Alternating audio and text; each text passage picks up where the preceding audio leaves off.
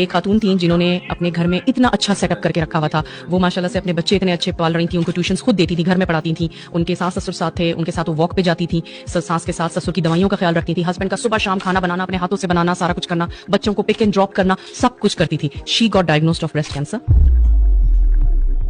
और उनकी डेथ हो गई। उनकी डेथ के 40 डेज के अंदर अंदर उस घर में एक ड्राइवर था जो बच्चों को पिक एंड ड्रॉप करता था। एक अच्छी पढ़ी लिखी नैनी थी जो कि बच्चों का ख्याल करती थी, उनको पढ़ाती भी थी, and she used to leave. बच्चों ने हर वो चीज के लिए जो कमी थी उसके लिए ऑनलाइन क्लासेस लेना शुरू कर दी।